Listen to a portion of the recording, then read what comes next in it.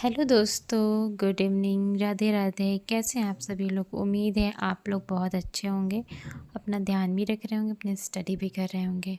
तो दोस्तों, आज मैं आप लोग के साथ अपना नाइट रूटीन शेयर कर रही हूँ। डेली का ऐसा नहीं रहता है, कभी कभी कुछ अलग भी रहता है। कभी कभी मैं इतने टाइम तक फ्री हो जाती हूँ तो कभी नहीं हो पाती हूँ।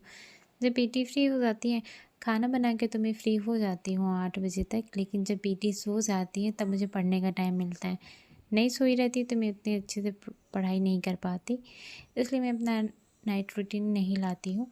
कभी कभी होता है कि वो सो जाती हैं जल्दी 8 साढ़े 8 बजे तक, नहीं तो अदरवाइज़ तो हमेशा सोती हैं 10 11 बजे तक। और इसकी वजह से मैं पढ़ाई तो करती हूँ बट उसको सूट नहीं कर पाती हूँ। तो आज ये सो गई थी 8:30 बजे तक, तो मैंने सोचा कि क्यों ना मैं अपनी पढ़ाई कर लूँ और आप लोग के साथ अपनी आज की नाइट रूटीन भी शेयर कर लूँ। और इससे पहले मैंने 3 4 वीडियो डाला हुआ है, लॉन्ग वीडियो। आप लोग को मेरी वीडियो कैसी लगती है? अगर अच्छा लगे तो प्लीज़ मेरे चैनल को सब्सक्राइब करें। तो मैं पढ़ने जा रही थी पॉलिटिकल, क्योंकि मेरा एलटी ग्रेड में पॉलिटिकल और जियोग्राफी सब्जेक्ट है। तो मैं सोच रही हूँ अपने सब्जेक्ट को स्ट्रॉन्ग करूँ, क्योंकि जब तक आपका सब्जेक्ट स्ट्रॉन्ग नहीं होगा आप कभी भी कोई मतलब टीजीटी और पीजीटी वाला एग्ज़ाम तो कभी क्रैक नहीं कर पाओगे, क्योंकि इसमें आपका सब्जेक्ट ही मैटर करता है। जीएस भी मैटर करता है, लेकिन जीएस के लिए आप 2 3 घंटा दोगे तो भी इनफ है, लेकिन मेन तो है आपका सब्जेक्ट। सब्जेक्ट से क्वेश्चन ज़्यादा आते हैं, तो आपको अपनी सब्जेक्ट्स पे पकड़ बनानी पड़ेगी, इसलिए मैं अपने सब्जेक्ट पे ज़्यादा फोकस कर रही हूँ। तो मैं यहाँ पे अपनी सब्जेक्ट थी जो पॉलिटिकल साइंस में, उसको ही मैं पढ़ रही हूँ। जैसे पॉलिटिकल साइंस में भी आपको राजनीतिक सिद्धांत पढ़ना है, तो तुलनात्मक राजनीति पढ़ना है, लोक प्रशासन पढ़ना है, विचारक पढ़ने हैं। विचारक में भी 2 टाइप के विचारक हो जाते हैं, पाश्चात्य राजनीतिक विचारक हो जाता है, तो भारतीय राजनीतिक विचारक हो जाते हैं। तो ये नहीं है कि पॉलिटिकल है तो सिर्फ एक ही पढ़ना है, उसमें भी बहुत सारे पार्ट उसके हैं। इसी प्रकार ज्योग्राफी है, ज्योग्राफी में भी भारत का ज्योग्राफी हो गया, विश्व भूगोल हो गया, आर्थिक भूगोल हो गया, और राजनीतिक भूगोल। मतलब भूगोल में भी बहुत सारे टाइप है। भूगोल में तो मुझे लग रहा है राजनीति से भी ज़्यादा पढ़ना है। अभी मैं भूगोल पे उतना नहीं फोकस कर पा रही हूँ, क्योंकि अभी उसका अभी मुझे नोट्स बनाना है। अभी तो मैं नोट्स इसी का बना रही थी, राजनीति का ही। ये मेरे नोट्स कंप्लीट ही हैं, 2 4 दिन में ये पूरी कंप्लीट हो जाएगी, तो मैं ज्योग्राफी को पढ़ूँगी। मेरा मेन सब्जेक्ट राजनीति ही है। मैंने मास्टर राजनीति से किया है, इसलिए मैं राजनीति को थोड़ा ज़्यादा कर रही हूँ, क्योंकि मुझे पीजीटी भी है। ऐसी पीजीटी के लिए भी मैंने फॉर्म भरा हुआ है, और 22 वाला जो पीजीटी था उसके लिए भी भरा हुआ था, और जिसकी पेपर अक्टूबर नवंबर में होगी। इसलिए मैं पीजीटी इसलिए मैं पॉलिटिकल को थोड़ा ज़्यादा वो मतलब अहमियत दे रही हूँ। तो मैं यहाँ पे सुबह में जो नोट्स बनाती हूँ शाम को सोचती हूँ रिवाइज करूँ, और कुछ पेपर क्वेश्चन आंसर सॉल्व करूँ, ताकि मुझे आइडिया लग सके कि क्वेश्चन कैसा पूछता है और मैं उसको समझ पा रही हूँ, कर पा रही हूँ कि नहीं। जब क्योंकि क्या होता है ना कि जब तक आप लोग बस पढ़ते जाओगे और पेपर क्वेश्चन आंसर नहीं सॉल्व करोगे ना, तो आपको समझ नहीं आएगा, आपको आता हुआ भी क्वेश्चन समझ नहीं आएगा। इसलिए पढ़ाई के साथ साथ प्रैक्टिस करना ज़रूरी है।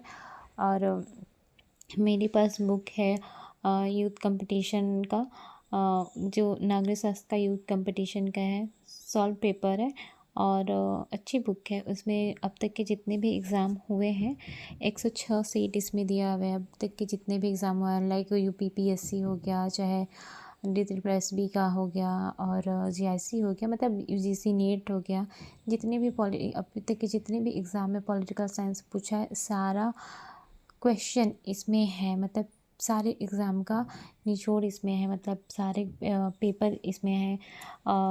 DSSB 2 साल का है, और उसमें मतलब पहला पेज खोलोगे ना तो आपको सारा मेंशन भी किया रहता है कि कब से पेपर है। तो यहाँ पे सन 2000 से लेकर अब तक के जितने भी एग्ज़ाम हुए हैं 22 तक, क्योंकि मैंने ये बुक 22 के 23 में ख़रीदा था। तो अब तक के जितने भी एग्ज़ाम हुए हैं सबका इसमें 21 या 22 तक पूरा इस वाले बुक में है। तो मैं सोच रही हूँ कि इसको अच्छे से पढ़ लूँ, ताकि मुझे मेरे क्वेश्चन पे पकड़ बन जाए, मुझे आइडिया लग जाए कि कैसा क्वेश्चन आता है कैसा नहीं आता है। इसमें पूरा 11,263 क्वेश्चन दिए हुए हैं।